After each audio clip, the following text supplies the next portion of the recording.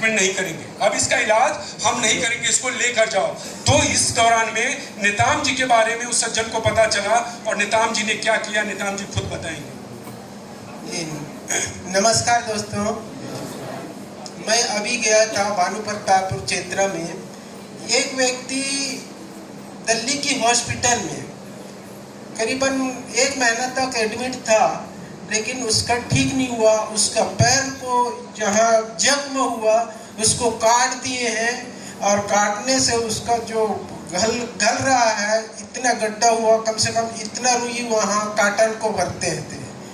और मेरे को एक गांव में था तो 9 बजे रात को बुला के ले गए और उसको देने के लिए बोले, देखो मैं तो दूंगा, मेरा कोई ताकत नहीं है, ये प्रोडक्ट है, इसमें उपयोग करोगे तो ये जरूर ठीक होगा, आप भी विश्वास करो। और मैं विश्वास दिलाता हूँ, इस प्रोडक्ट में इतना दम है।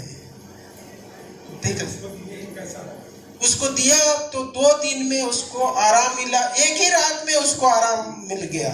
जो पानी बहता था एक ही रात में वो बंद हो गया।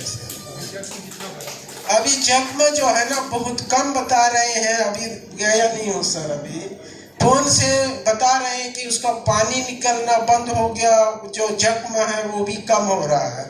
ऐसा जख्म 15 से 40 दिन में जख्म भरेगा भरेगा भरेगा। आप देखिए कितना बड़ा जख्म था और वहां से हम बाहर निकाल के लेके आए, तो अपने आप में बड़ी बात है कि नहीं है। और कौन निकाल के लेके आया? हमारे नेताम जी। मतलब हम सब में नेताम जी बनने की क्षमता है कि नहीं है? हम सब में नेताम जी बनने की क्षमता है, केवल जरूरत है एक सही नियत का और एक समर्पण का, कि हम समर्पित भाव से आगे बढ़े। पर डायबिटीज के बारे में मैं बताऊं कि EMR के साथ साथ कुछ चीजें हैं जिसपे हमें ध्यान रखने की जरूरत है। खाना पीना, जो ही हमारा उम्र 40+ में जाए तो खाने का मूल मंत्र होता है फाइबर प्लस न्यूट्रिशन। मूल मंत्र क्या है 40+ में? Fibre plus nutrition, fibre plus nutrition. Fibre plus nutrition हमें 3 सूत्रों से मिलता है, 3 सोर्स से मिलता है। स्रोत क्या है? पहला अंकुरित अनाज, दूसरा सलाद, तीसरा फल। अब मैं आपको रूटीन बताऊं कि डायबिटीज वाले का रूटीन क्या होना चाहिए, या जिनका 40+ एज है, 40+ एज में हमें डायबिटीज है या नहीं है, EMR के सेवन के साथ हमारा रूटीन क्या होना चाहिए। सुबह में अंकुरित अनाज खाना चाहिए। खाने में जो हम खाना खा रहे हैं, आप अपनी मर्जी से खाना खाएं, केवल 1/3 भाग सलाद को खाएं। और भात बनने में भात आप खा सकते हैं, कुक्ड राइस भात खा सकते हैं।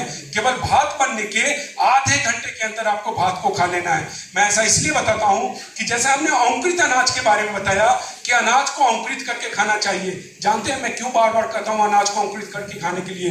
क्योंकि अनाज जो ही अंकुरित होता है तो उसमें 2 विटामिन और ऐड हो जाता है। अनाज जो ही अंकुरित होगा तो 2 विटामिन ऐड हो जाता है। कौन कौन सा विटामिन? विटामिन C और विटामिन E।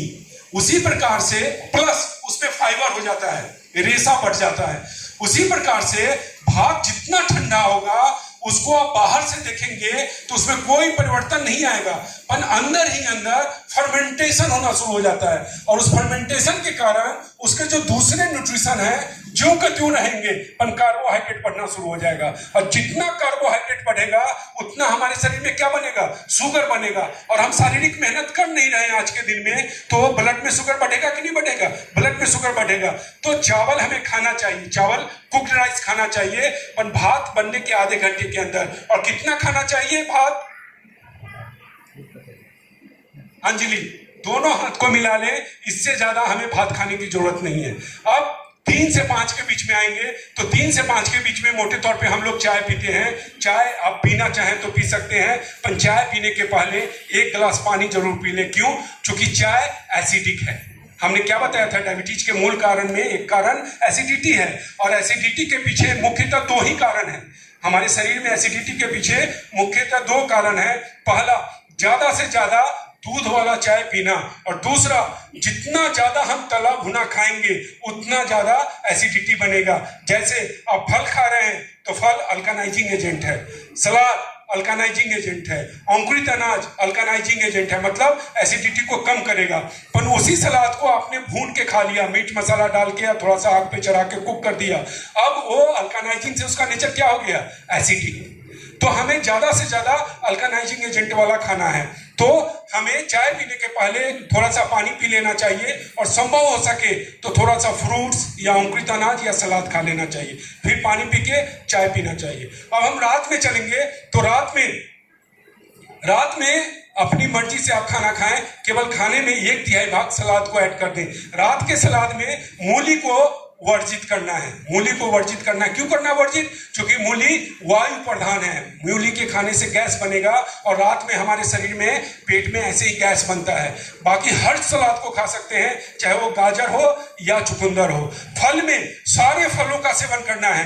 जैसे कल हम लोग कॉलेज में गए थे तो एक मैडम ने बताया हमें, उनको डायबिटीज है, क्योंकि कई सालों से उन्होंने आम खाना बंद कर दिया। क्यों? क्योंकि डॉक्टर ने मना किया है आम खाने के लिए। जबकि हमें समझने की जरूरत है कि हमारे शरीर को भिन्न भिन्न प्रकार के पोषक तत्वों की जरूरत है, हमारे शरीर को भिन्न भिन्न प्रकार के पोषक तत्वों की जरूरत है और सारे फलों में अलग अलग प्रकार के पोषक तत्व हैं। तो हमें सारे फलों का सेवन करना चाहिए कि नहीं करना चाहिए? सारे फलों का सेवन करना चाहिए। पर डायबिटीज होने पे 5 फल ऐसा है जिसका सेवन सीमित मात्रा में करना चाहिए। वो 5 फल कौन कौन सा है?